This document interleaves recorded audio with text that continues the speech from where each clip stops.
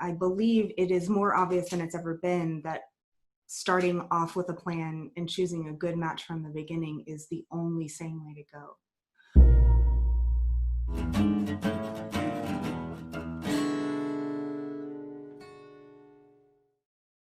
Good morning, you guys. This is School News Roundup.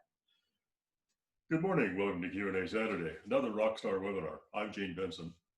With more than 10 years of experience in higher education, Erica Gillette visited hundreds of college campuses and has been advising students since 2004. In 2017, Erica founded Rockstar Academics to give students and families a saner approach to choosing a college. Today, she's on a mission to change the way American families approach the college decisions and inspire them to dream big about their future. At Rockstar Academics, students apply to college with the end in mind by deciding what they want first. As a result, they don't just get into college, they get into their own vision of their future. So we are working on a big transition for the show this week. We're moving it to a podcast format probably next week. And so we're experimenting right now with streaming live on Facebook and skipping over the Zoom registration process, although we're still on Zoom. So new technology almost every week, one way or the other here. And this week is the first week it kind of really gave us a hiccup. So here we are, a few minutes late, and we're happy to be here, aren't we? Of course we are. Everything's different in here today. Absolutely everything.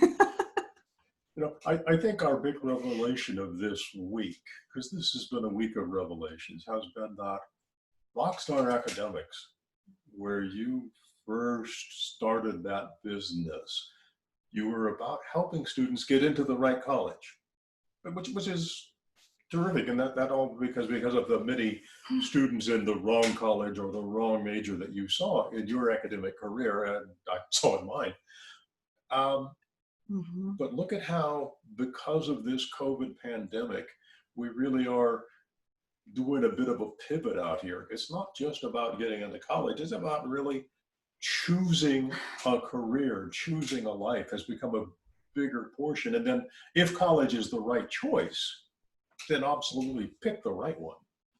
Yeah, it is really going to be a shift. It's funny because I hadn't thought about talking about that today. It wasn't on my radar, but it really is an interesting way to open, which is how do we pivot this business? Because we're not pivoting away from at all the mission, which is to help students find a great college match where they can build the life that they want. And rather than, closing your eyes and pointing or sort of gambling on good luck. I like chicken bones myself for picking colleges. Chicken bones. What's the Chinese oracles or chicken bones? But it is a little bit different. And I think, Gene, it's going to be different forever. And I believe it's going to be different in a better way in the following sense. I believe it is more obvious than it's ever been that starting off with a plan and choosing a good match from the beginning is the only sane way to go. So how we pivot the business has to do with how much we focus on that primary decision of why am I doing this? What am I doing it for? Before we get into once you've set that target, I'm always pointing at, once you've set the target of I'm going to college because I want to build bridges for a living, then all the rest is kind of details, very important logistical details, but they're decisions that are easier because you know what you want. And I think the pivot is, right now I'm feeling, none of us can predict, but right now I'm feeling like the big pivot is going to be about that we, and I have always that's what that personal success map program that we've been building, that I've been working to get launched on the website, which is the digital course. That's the core of all the counseling that I've done over the last 10 years, which is about helping students get clear on their goals. But what I'm realizing is it was the core before, but now it really is, it's almost the only thing, because it could be in the new world that college isn't the best way to do what you want to do. Not that it ever was always the answer, but in many cases where it used to be the right answer, it might not be the right answer anymore. So we've got to focus on that stuff. I think you're right. Well, I think that the American culture, in my experience, more than most of the world, really focused on, you'll go to college, you will somehow miraculously discover what it is that you desire to become as an adult while you were there. I make the face. Right?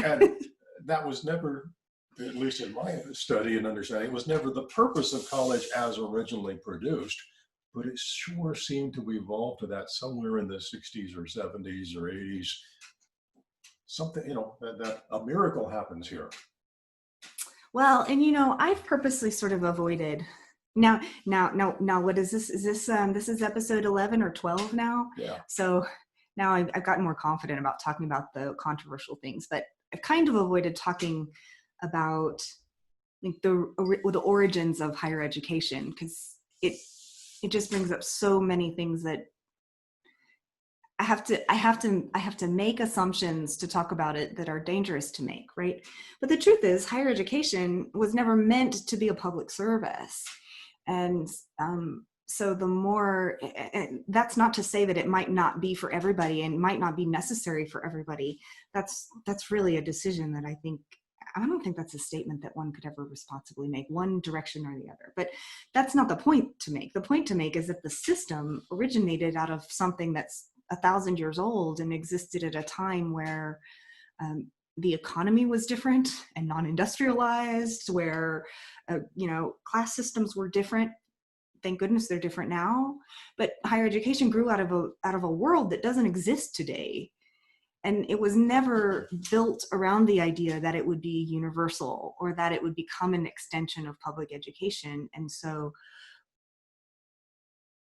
the shoe pinches, and I mean, even now, like we've been at it a long time as something that is a goal for an educational goal for everybody, and it still pinches because if you look at what we want to talk about today, Cal State versus Notre Dame, Right. And we expect the same kind of behavior from Cal State and Notre Dame.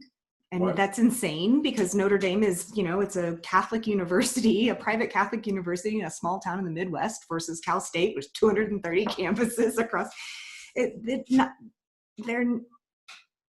Fundamental change has to occur for us to make the assumptions we've been in the habit of making.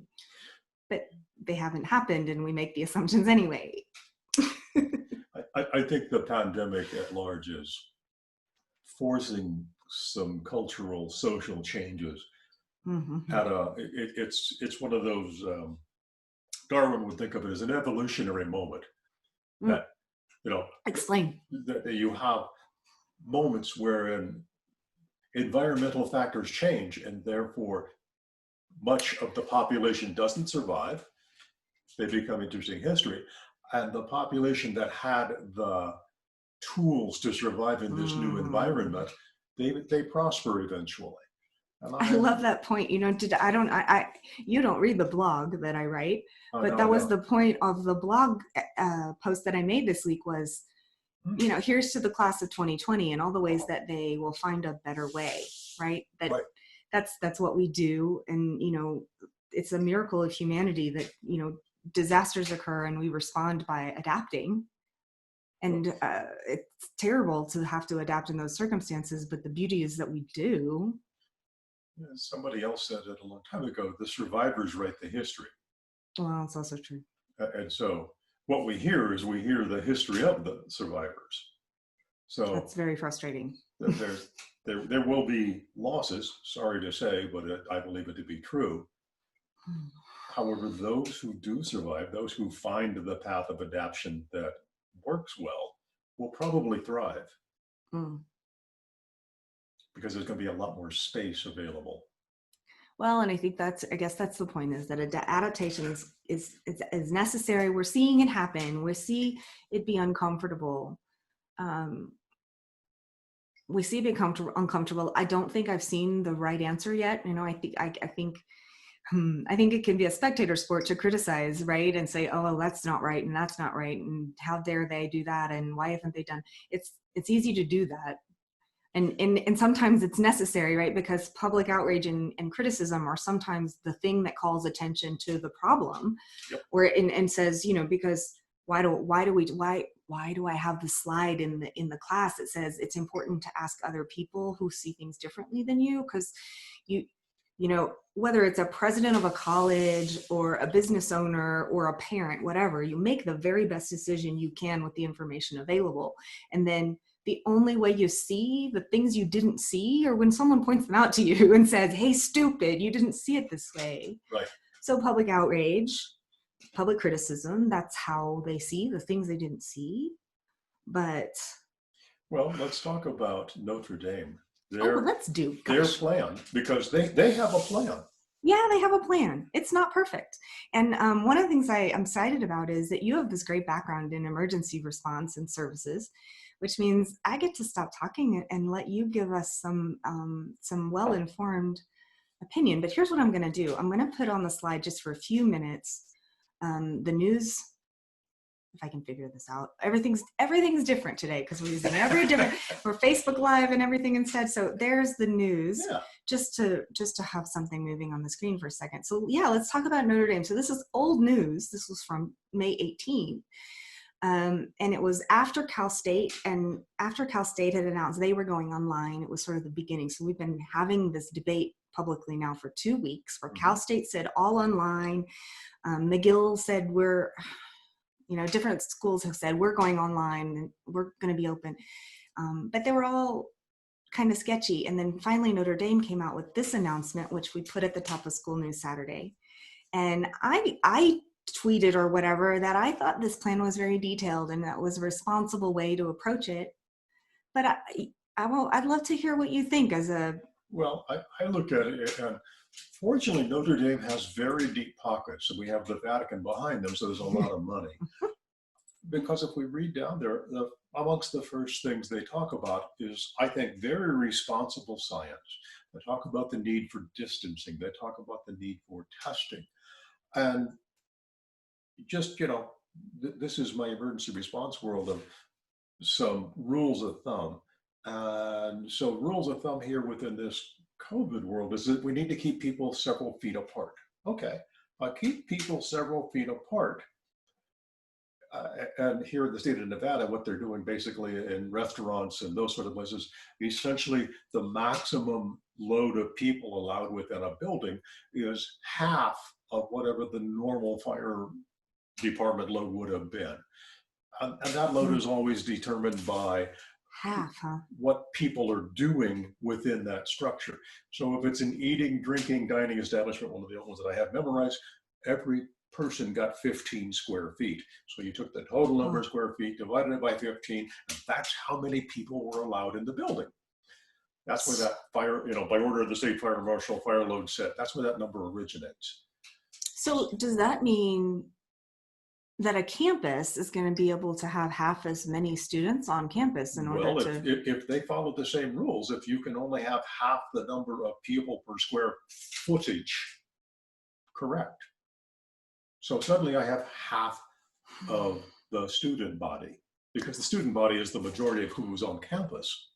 Which I guess is why one of the things we're seeing is that campuses are, and I have the results of the latest president survey, which is really interesting.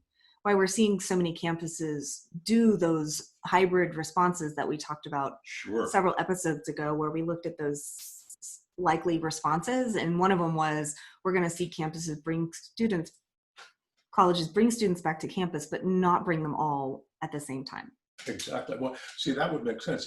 Let's just, for easy tabletop kitchen math, if I've got 1,000 student campus, and I need to have half the space, that means I can only have a 500 student campus. So I can have them there, let's just say 4 months, 500, and then we swap and put the other 500 Which in. is one of the things that we've seen. So that's one of the theories that have been put forth. In my world, it seems to totally ignore possible transportation issues.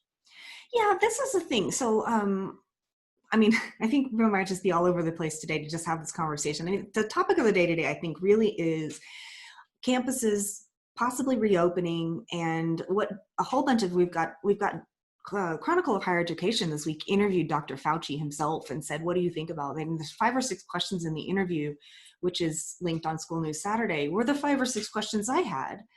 So what we're seeing is everybody's kind of weighing in here. The Association of Governors has weighed in. We've got their recommendations to talk about.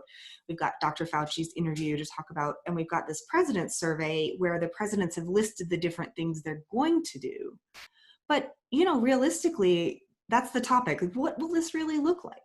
Right. And the So- reality is, no matter what plan you build, it's going to be obsolete as soon as everybody gets back.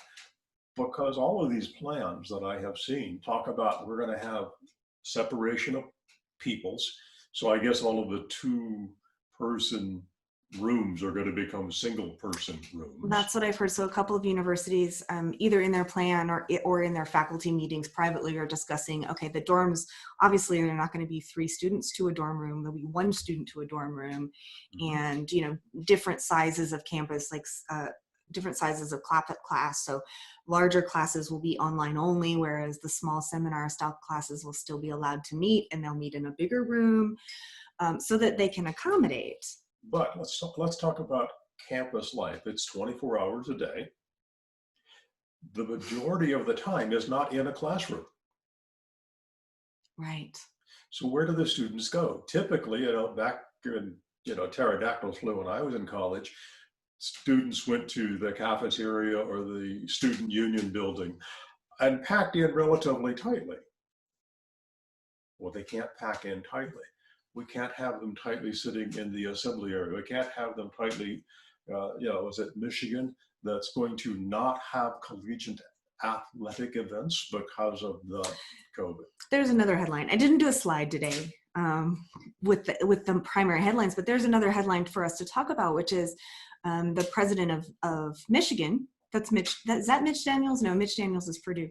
The president of Michigan has come out and said, look, if we don't have college sports, so we're all waiting on the NCAA to announce whether or not they're going to permit on-campus sports. That's supposed to happen Monday.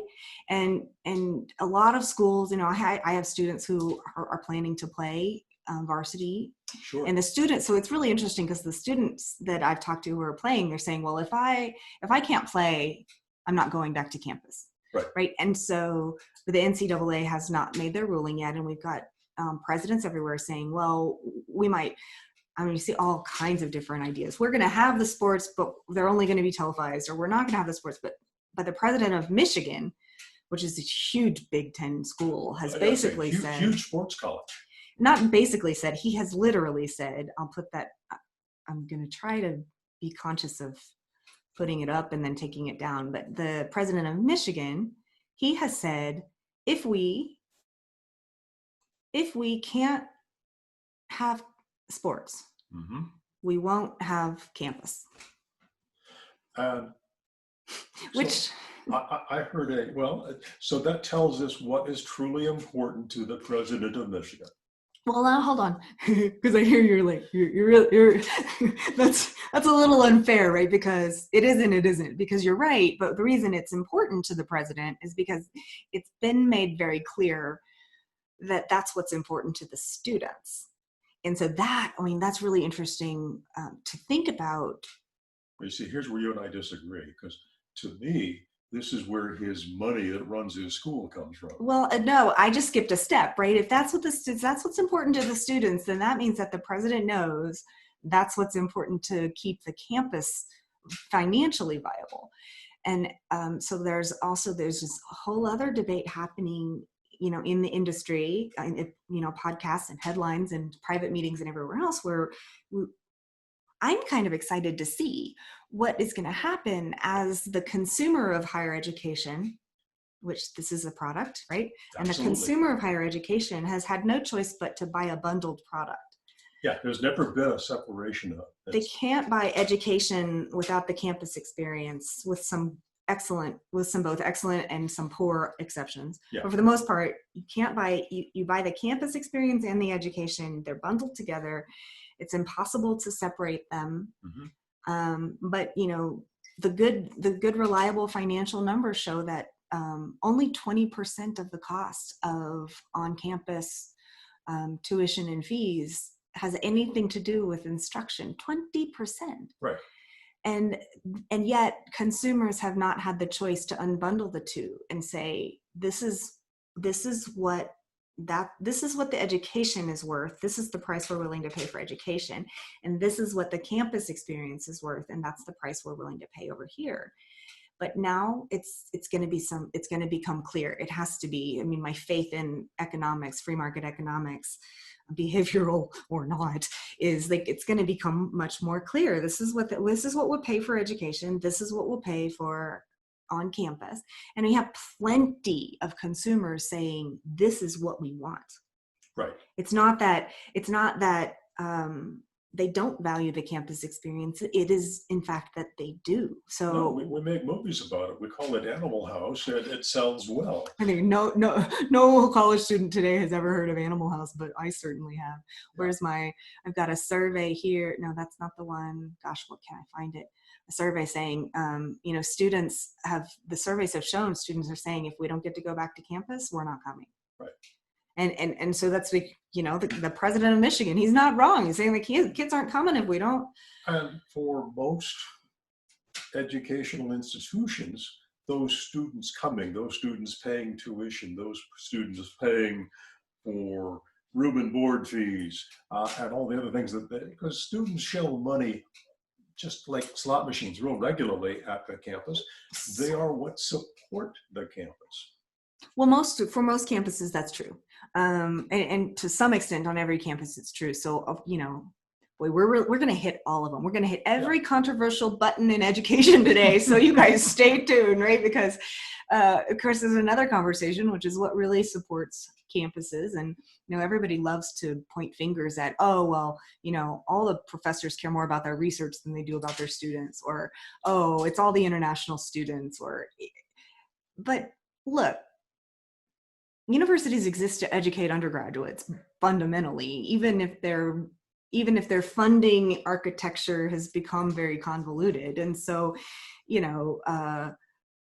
President of Michigan's right. Look, if the students don't come, there's no point in us being open. And if the students are saying we're not going to enroll if it's not on campus, that's a clear signal. If the students are saying, sports is important to us, that's a clear signal. Now, you said, I disagree. And you said, but, presidents are, they're concerned about sports. And man, I have a book to edit. I'm a book editing client. I've got a book over on my desk, which is all about varsity athletics and all the problems with that. And yes, it's a huge, money-making machine. So is he just saying, look, if we can't make money on sports, we're not open? I don't think it's a black or white.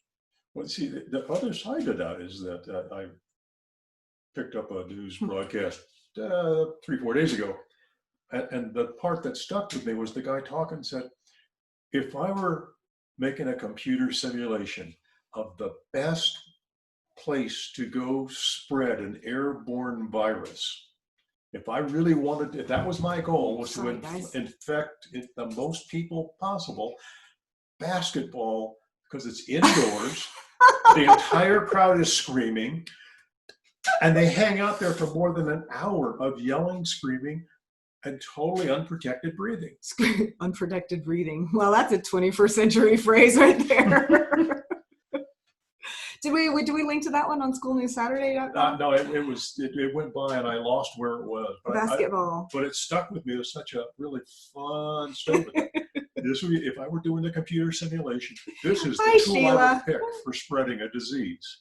I got an old friend who's just joined us on Facebook. Hey, Sheila, we're talking about the dangers of opening a campus and whether they're worth it or not. It's really interesting how some really heavy hitters have weighed in and some really heavy hitting issues have been brought up, right? So what we've got the Association of Governors issuing guidelines. We've got the CDC has issued guidelines about what's safe for schools, the K-12 schools. And then we've got the University of Michigan has said, we're not opening if we can't have sports. Meanwhile, in Notre Dame 2 weeks ago, did a really good job of releasing great details. Let's come back to that one. Yeah. But there's the final headline was, we really had a really lively conversation this morning was, Mitch Daniels, we scared the dog. Mitch Daniels, who's the president of Purdue University, now used to be the governor of Indiana, and he's now the president at Purdue, and has published this opinion statement in the Washington Post, basically saying it would be a breach of duty if we didn't open our campus.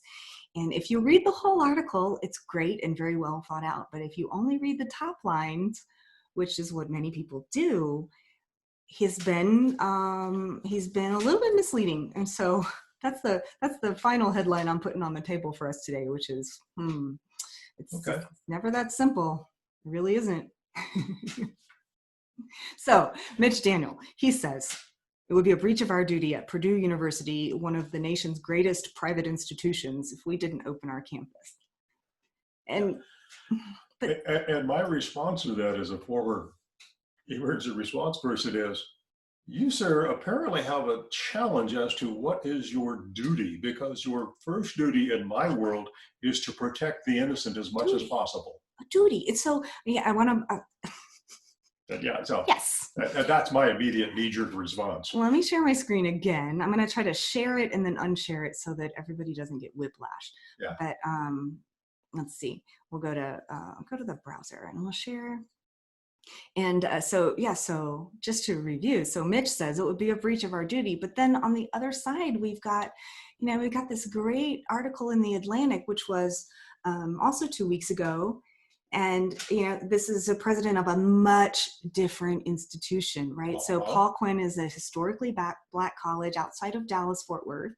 And he's basically saying, look, if you scroll down to read Dr. Sorrell's whole article, he says, what on earth would make it the right thing to do to put students at risk? And there you go. Here's his. We must ask ourselves, he says, what would make leaders gamble with human life this way? And so it's really interesting to put those two. So the answer is very clear. The president of Purdue is okay gambling. He's willing to throw the dice for his students' lives. Whew. I didn't say it. No, you didn't. I did. I just quote his own article, because look at what the Cal State press said. Oh, I got that one up too. Mm-hmm. Where is that one? So that's Cal State. Because he's got he has a big college. He sure does. And so, what's the difference, right? He's got this huge multi-campus. What, 500,000 students? Yeah, I knew tens of thousands, but yeah. Huge. 500,000 students in Cal State system, over 230 campuses. How big is California? It's basically the same size as like Japan or France, yeah. Same size as France. So Texas is the same size as France, but that's about right. So it's the 5th largest economy in the world. Right. So these campuses, they span, from top to bottom, the entire, North American. Yeah. 230 campuses, an enormous diversity of situations. Some of them are in tiny little Humboldt states in this tiny little town, and UCLA is in the middle of Los Angeles. So the decision that Tim White has to make for all those campuses, it just doesn't compare to the decision that Notre Dame is making for a private Catholic university. With very deep pockets. Never mind Paul Quinn College in Texas, which is not only not private, it's like a small, just totally different situation. And so they come up with different answers. Which they should, which I guess is sort of a point. Which is probably appropriate. I like Notre Dame's plan theory. The thing that I saw that I don't think they really answer, because he talks about the need for separation. He talks about the need for testing. He talks about the need for quarantine when people test positive, which, is the basic of health services. That's what you do with this sort of a disease, is quarantine, because we don't have anything but support services. However, the holes that I see is, let's just say things take a really bad turn, and we decide to close the campus again and send everybody home. I don't see where he has a plan listed for how that's going to happen. Maybe they've always got an evacuation, send everybody home plan. It's just, we pull that off the shelf. Just Jack the dog. Jack the dog has come to weigh in. So Notre Dame. I think you got yourself off. I've got myself. You got the Notre Dame thing up. Oh yeah. Okay. So Notre Dame. So I had highlighted. So the Notre Dame plan includes some pretty basic statements, and I know for a fact that in the back end there's very detailed plans. But it basically says, look, we're going to try to do all these best practices. And we have planned in great detail for all these best practices. We're going to have facilities ready to isolate students. We're going to take precautions so that faculty and staff are protected. But look, guys, is basically what he says. Look, if we can't get our hands on enough tests, we can't deliver tests properly, if there's a huge outbreak, we also have a plan for closing the campus and sending people home, which I think, gosh, isn't that my soapbox, right? Which is, if you don't have a plan B and a plan Z in place, you don't have a plan. That's right. Because by the time we get back to campus, but that's how far away? 8 weeks? 12 weeks? Well, a lot of campuses, students start coming back, like athletes start going back to campus on June 1st. And so there starts to be this trickle, and that's part of where it gets really touchy, right? And athletes come back and do what? Right. Because I don't see keeping the 6-foot radius of free space at the volleyball court or the football court. It's been a huge conversation. So actually what I'm going to share now is a different thing, but it's been a huge, because football is such a close contact sport, right? And that's the one that so many campuses are so worried about, football, because it's a big money maker and it's a big student motivator and all these other things. But all the sports comes from. All the sports, I mean, the locker rooms and the practice and the coaching and all this stuff puts the students and the faculty and staff at huge risk. So let me show you really quick, because I do want to make sure we cover the news and not just our analysis of it. But this is the slide from the most recent survey of college presidents, the one that came out in May from the American Council of Education. And so I have several slides from the survey. They're all interesting, but there are 2 slides here which are showing the specific measures that campuses are considering taking and how many are considering it. So you'll see, nearly every campus is considering quarantine space. The blue bar is we've already decided we're doing this, and the yellow bar is we're still considering doing this, which just means they haven't figured out how to pay for it yet, but obviously they're going to, right? And so only 7% of campuses are not planning to establish quarantine space. Don't go to one of those campuses, guys. It's not a good idea. See, it would be really good if they would list which campus falls into which category, because these guys over here in the green bar, that tells me that we have a staff running the place. They're at least publicly stating their plans that have a different reality than I think most of us. So let me respond and give you an example of a campus where it would be a responsible thing to have answered, we're not considering it, right? So if we've got a campus that doesn't have any residential space, or we've got a campus that's 100% online. So that could easily account for all 7%. But, my message to all of my clients right now is you need to do your homework specifically about the school you're considering, get really detailed and find out exactly what they're going to do about all the things that matter to you. You have to get answers that satisfy you. So you got to dig, right? Because 7% of campuses aren't planning to do this. What does it mean? 13% of campuses are apparently expecting students to provide their own protection.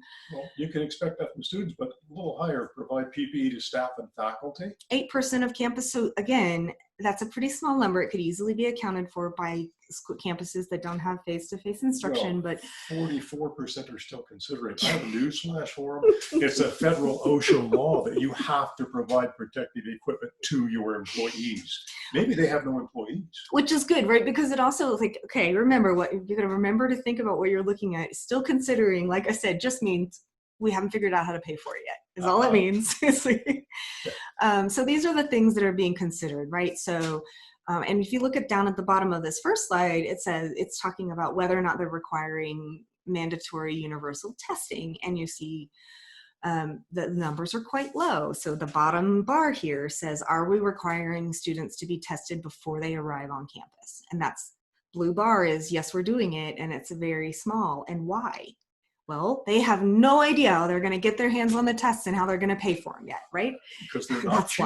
why. Again, last I heard, a test is a more than $100 bill to have done. So we'll come back to this one. This is interesting. It's a financial thing. Yeah. So again, here's more news. So more news is the Chronicle of Higher Education this week. I sat down with Dr. Fauci, one-on-one and interviewed him and asked him his specific opinions about what he thought were responsible responses for campuses and whether they could open. And actually, rather than putting words in his mouth, I would encourage everybody to go to School News Saturday, where you can find the link to the interview with Dr. Fauci, because he was surprisingly moderate in his answers, right? I found a lot of hope in the way he was moderate, basically saying, yes, these Association of Governors recommendations, they're reasonable, keeping in mind that,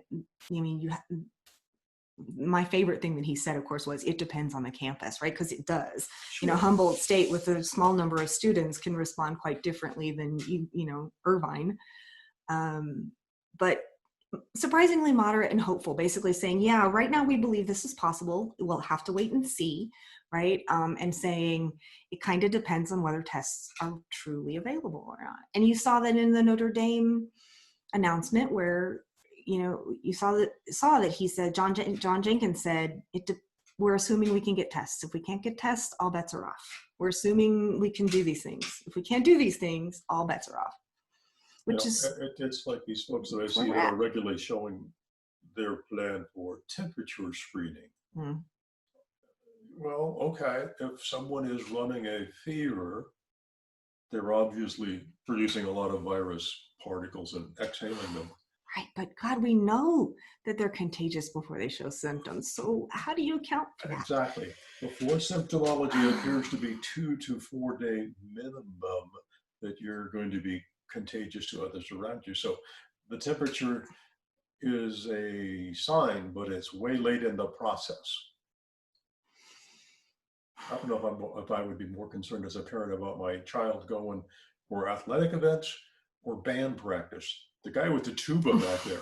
I don't think that's happening. Well, and Mitch Daniels had an interesting response to that. So when I read, Mitch Daniels is the president of Purdue, just reviewing, because I know people aren't listening for the whole deal. Mitch Daniels, president of Purdue, has said it's our duty to reopen. And if you start to read down in the details, one of the things that he said that's very controversial, but I think very, very considered is, I'm trying to choose my words carefully, because he said some really smart things, and I think that he is considered in great detail, but that doesn't necessarily mean other people who've said the same thing may not have thought as carefully as he did. So he said some smart things about the majority of the population of a college campus, and he refers only to his own statistics, right? So I want to put it on the screen in a second, but a vast majority of the people on our campus are of this age group with almost no risk factors. And so his response was very different than Tim White, right? Tim White basically said, we can't protect everybody, so we're going to keep our campus closed. And Mitch Daniels said instead, he said, at Purdue, we're not going to try to protect everybody. We're only going to protect the vulnerable, because everyone who's not vulnerable on our campus is very not vulnerable. So instead of trying to protect every 20-year-old on our campus, we're going to focus our resources on making sure that faculty and staff are properly protected. He doesn't say how he's going to do it, but that's okay, right? It's an interesting, different approach. And I think they're both valid. I think they're both responsible. I think, like everything else, the rub is in the details, right? Like one of my martial arts mentors, Bruce Francis, said, you can call it details if you want to, or you can call it what makes it work. Yep. Right? So it's all a great idea. It's all in execution. And my read on it is that he's got a campus with 40 some odd thousand people on it. That's a small city. It is a small city. And so how does he's not concerned about his young people, terrific. So he's only concerned about fatalities. He didn't talk about illnesses. Right. His entire article. Right. Thank you for pointing that point, which is he's basically saying it's okay if you get sick. Correct. You're not going to die, so just come back to campus. And so that was my read, was that his focus was entirely upon fatalities, not illnesses. And that might be another interesting question. How will college campuses, and I've not seen anybody with a plan, let's say 20% of our student body becomes ill during this semester at one time or another, which may not be an unreasonable number. Probably not. It will probably, because I know that when I was a student and when I was ill, frankly, I did not do as well in my testing process. Oh, wow. That's a really interesting. Will we make any kind of accommodation, if you will? So one of the other things that we talked about this 2 weeks ago, I think was, no, it was last week. So something else that's happening in the news this week is that there's a small group of college presidents that have been on Dr. Fauci's task force, that have been, on sort of direct line to the White House and advising. And there was a call last week, was it last week, where this small number of college presidents had called the vice president's office to discuss whether or not they could acquire. They were looking for immunity. Immunity, basically, to reduce their liability or give them no liability if students got sick and died. And I make the scare quotes because, even Dr. Fauci has said, look, the odds of students dying are very low. We're not talking about massive numbers of students dying on campus, so let's keep the rhetoric down. Right. So, but liability for if students were to get sick, and to have to have no liability if they choose to open their campus, they have release of liability if students get sick. And so this has been a big conversation. Can we produce a situation like last week where we said, can we produce a situation in which the college takes reasonable measures in the face of complete uncertainty and takes the risk that is frankly unmeasurable? We'll be able to measure it after the fact. Yeah, right.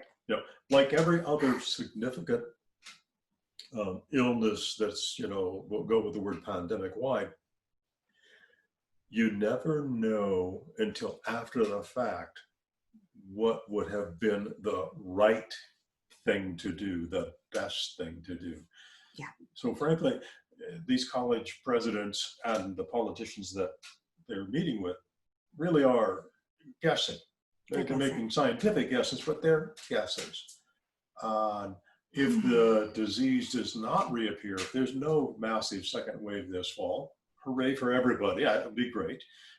And then, but that's not what they're anticipating, right? They're anticipating another wave in the fall and another wave in the spring. Correct. Yeah. Pandemics historically have always had that sort of peak wave cycle.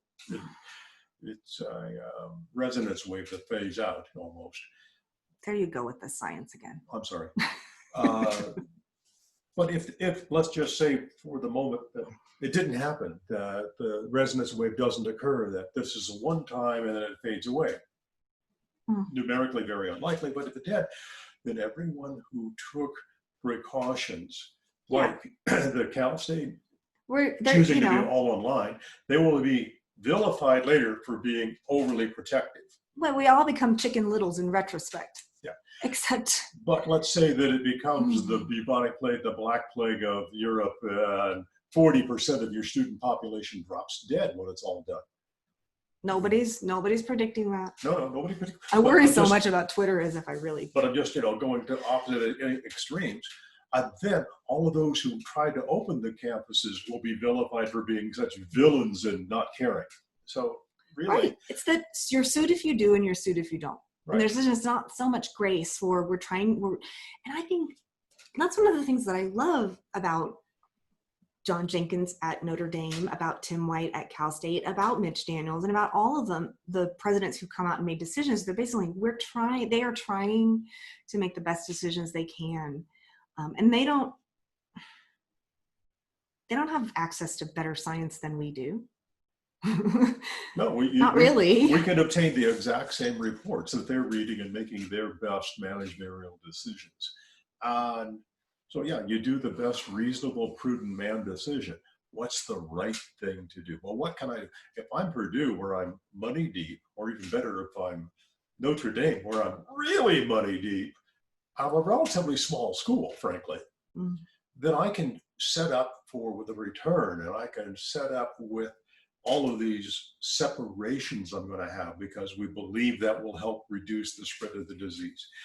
I could set up quarantine areas. I'm not real sure how they're going to do that, but I could see a couple of ways that could work. Well, I mean, on one hand, you're saying, oh, obviously they're going to make that dorm the quarantine dorm for the sick kids, but you got to remember that people still have to serve and come in and out, and that's where we're constantly seeing people all around who are becoming exposed to the virus are the people that have to be the go-between, and those people are becoming infected. So what are we going to do about that? Yeah, and when I would teach at hospitals, as I told people regularly there, your high-risk employees are your custodial staff. Right. Because they are often not English primary languages. So there's instructional challenges that exist. And they go everywhere. They touch everything because we need them to do the things they do. Which I've appreciated, in the news, whether it's Chronicle of Higher Education or Inside Higher Ed or the New York Times, where I see everywhere people talking about the tremendous inequalities that are being, those of us who are aware have known that they existed, right? But it's really calling attention to the tremendous inequalities that are inherent in our education system from P through 16. I sit on a local council here in our government. I'm not a part of the government, but the council, that we call it P16 because they're the preschool through the end of a bachelor's degree. That the inequalities exist in the entire spectrum for people of different socioeconomic, cultural, racial status. These things are affecting our least advantaged populations very, very, very differently. Absolutely. Well, I can't think of the word I wanted, but much more so, right? Well, we're seeing that in the fatality statistics. You see it over and over again. The less educated, the less financially well off are frankly taking a much more severe hit. I'm sorry to say, it appears to be very much so that. And across so many different variables, right? So some of the things that are obvious, but then there are all these other ways that weren't obvious, that were always there. So, in education, for example, I read this fantastic article in the Atlantic, which was quite old, but I read it today, which was about how campus closures affect lower socioeconomic status students differently, just based on the student's situation alone. Having the campus serving a privileged student versus a less privileged student, the same set of services, but that student with disadvantages is impacted so much more so than the student whose mom just buys a plane ticket and gets them home, right? Or the student was depending on services on campus, or, in the K through 12 realm, you've got students who are depending on the public schools for free and reduced lunch programs. And so all these other ways in which, if you do the same thing for two different students, it impacts those different students so differently. And so, you think about Cal State, you think about Tim White with 230 campuses and an incredibly diverse set of students. And everybody wants to talk, we all want to think, oh, but, Purdue is a very diverse campus too. Well, yeah, but it's not diverse like 230 campuses of the state of California are. Yeah, and how many different languages have to be, back when I was going to those sorts of places, the notices were up there in multi-pages because the multi-pages, each one was a different language. I'm suspecting Purdue probably doesn't have a whole lot of Tagalogs, Well, and, I think you'd be surprised, in fact, I'm sure I could in theory get lots of pushback that, Purdue is a very diverse campus. Of course it is, right? International students, graduate students, all those things. But I don't think you can really make an argument. Well, I don't know that I want to stick my neck out. But the point is, we can't make a generalization. Yeah. And so that's what makes it terrifying. I think that's what makes it terrifying for the presidents. And I think that's what makes it terrifying for the presidents who have responded to this survey that we were making all the jokes. where's the one Yeah. I want? Right. Okay. So here's the slide. These are the president's responses for how likely it is that we will resume in-person classes. Okay. And so the blue is very likely we'll resume. Yellow is somewhat likely. And why so many presidents would respond, we're still not sure. And I think the answer is it's impossible to be sure. And so the message for my clients when we talk on the phone, my clients are families who are trying to make decisions this year and next year about school is presidents and campuses who are appearing to be certain are pretending because they can't be. So I love that Notre Dame has this wonderfully detailed and responsible plan. And I think the odds of them being certain are better if they have published a detailed plan. But as a consumer, as a family, to make a good decision, you have to be considering what happens if they can't do what they said they would do. Absolutely. And your responsibility as a family and as a decision maker for your family is don't count on it being the way you want it to be. And that's, I think, what you're seeing reflected in the president's responses is, look, they're trying to force a family to consider, we're going to do the best we can. But look, guys, you need a plan for what you're going to do if all hell breaks loose, because that's what just happened. So I think that explains some of the uncertainty here, like likelihood of not being open, right? If I were a parent looking at sending my child off to that first year of university, one of the things that I would do is I would research. Most of these universities did a closure in about February or March of this year. Mm-hmm.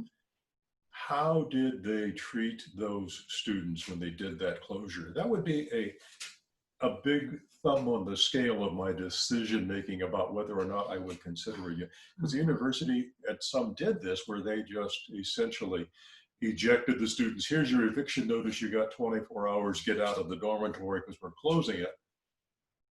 And I don't think that most young college students are prepared for that.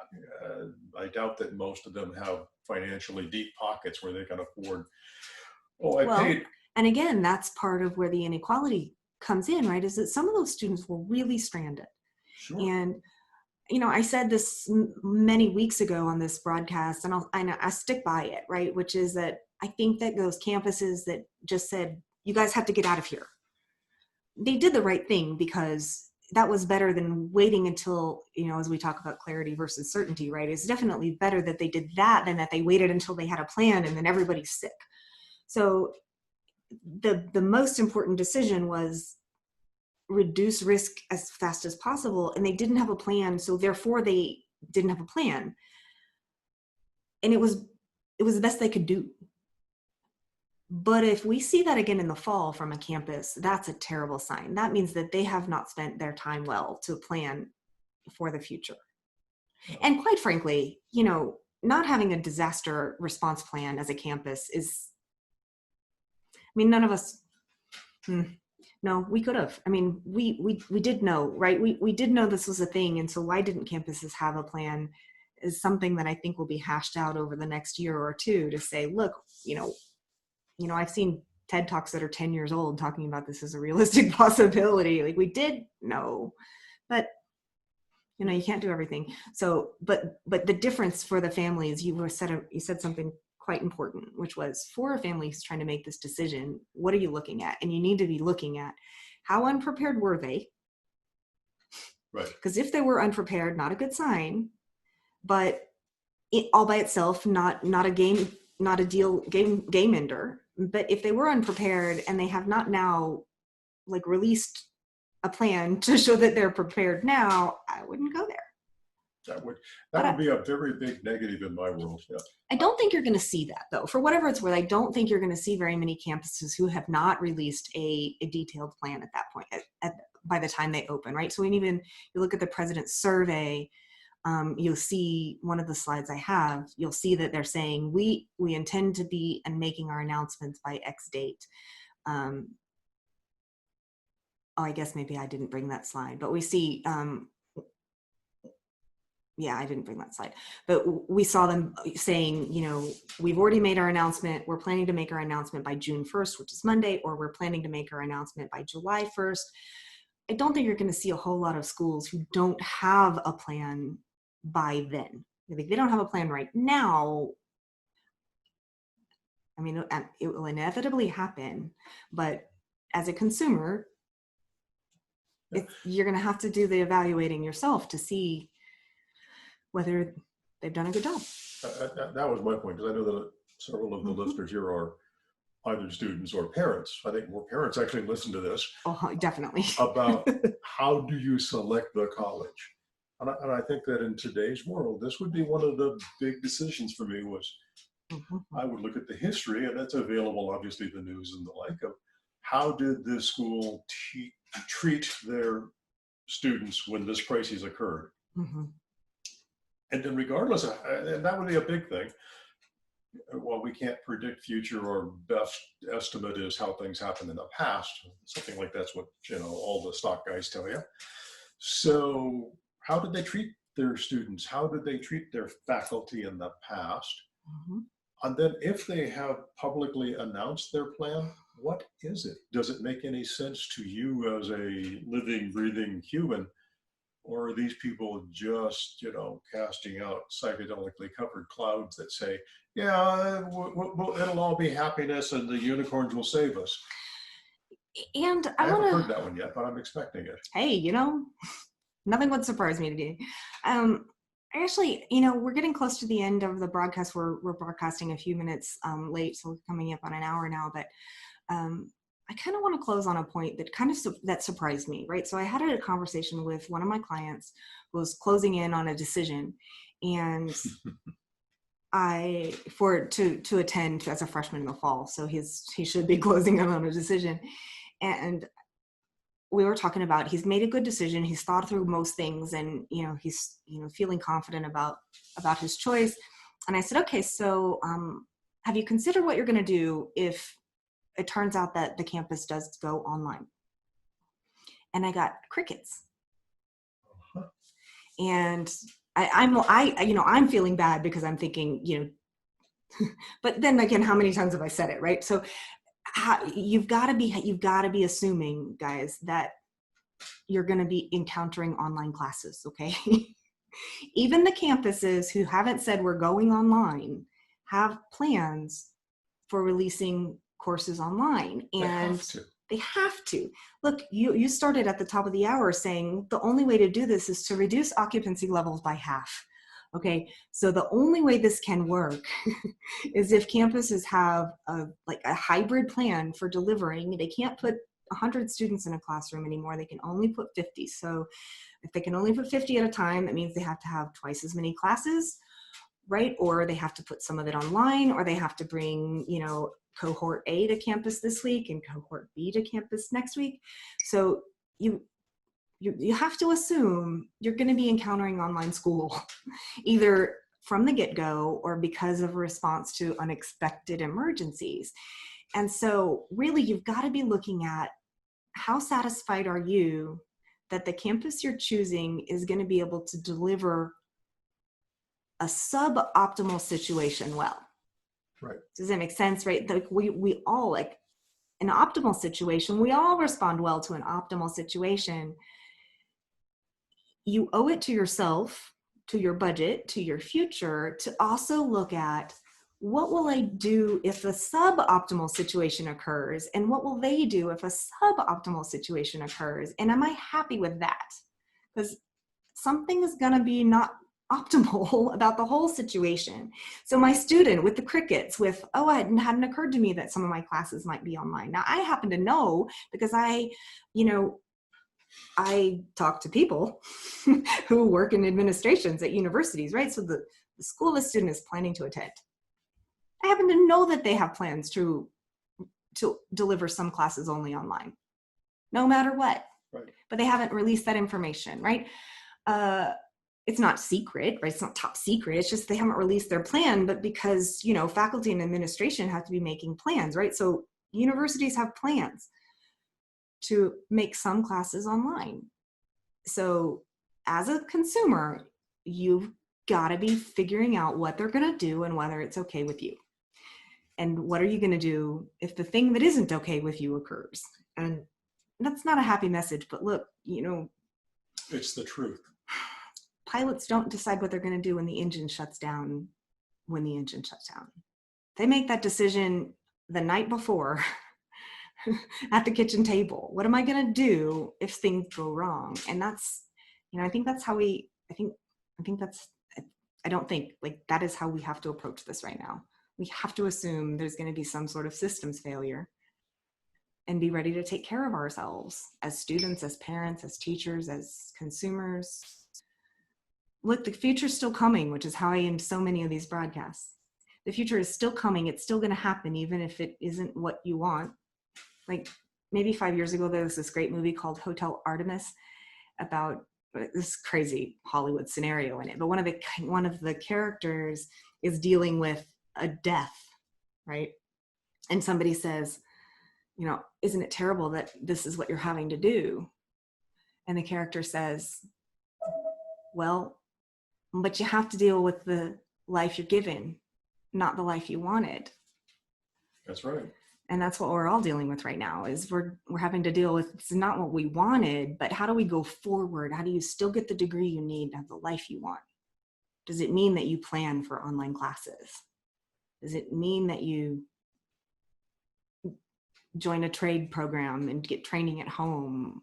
Or does it mean that you take a year off, like this fantastic editorial in The Atlantic this morning? You haven't even seen this one.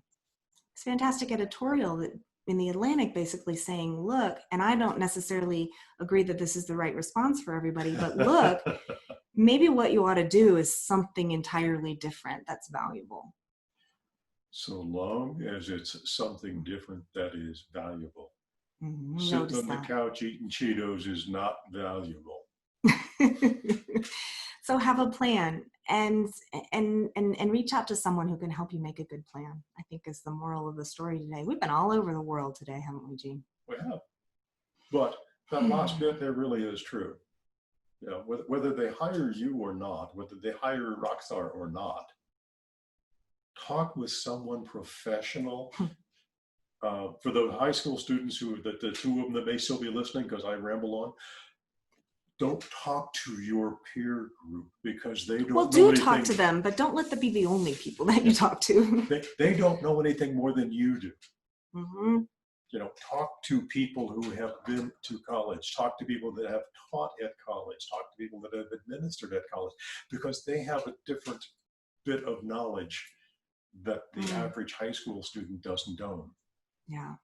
And that knowledge is priceless in helping make the plan that can get you to where you really want to be in the long haul. Yeah. We didn't even cover one of the most important things. There's really no commentary on this one, but we didn't make, so a big announcement yesterday was the ACT tests, which are still being administered on June 13th. Now here, this actually, as a closing announcement, this is a great example of what I have been saying, which is you can't just only read the headline. You really have to dig for the information that's relevant to you about all this stuff, okay? So if the president says campus is going to be open and you got to read down to read all the fine print that says campus will be open if we get tests and if we can do this and if we can do this and do that, you've got to know. But also, so ACT, right? They have a test date coming up June 13th, right? And they have not canceled this date, and they have not canceled it, and they have not canceled it, and they keep announcing we're going to be running our in-person testing on June 13th. Yeah. So they are, right? But you got to dig past the headline, because if you go, and I'm going to put it on the screen to roll us out of the hour here. If you go to the ACT website and you start to look, you'll find right away what you'll find is yes, we are having testing on June 13th in person. please check our list to find out whether your test site is going to be open. And then you click over to look at the list. You guys, it's 57 pages long of sites, testing sites that are closed. Okay, so, and this is the right response, by the way, is for them to say, look, yes, we're going to open the site if the site can be safe.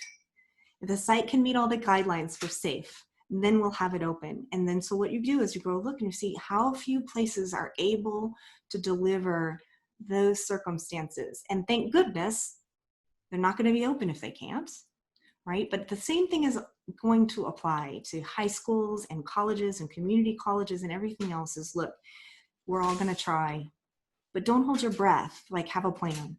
Right. Because 57 pages of testing sites have not met the requirements yet. So realistically speaking, that means most students are not going to have the opportunity to take this test in person. So what did I say 6, 8, 10 weeks ago? Look, guys, you need to be prepared to take a test online. Right. And so if you're prepared, then when this is occurring, you'll be able to do it. Thud. Keep With going. that bit of happiness. Keep going. Keep doing the best you can, right? And keep being prepared to get things done an unorthodox way. I'd get the best knowledge you can. Get multiple sources whenever you possibly can. Because if they're all quoting each other and they're all the same, it may or may not be valid. Well, I think have pushed every button there is to push today, and we went live on Facebook so everybody could hear it. So God only knows. Yeah. All right. Well, you guys have a great Saturday. Thanks for listening. Hope we made you laugh. All right. See you next week.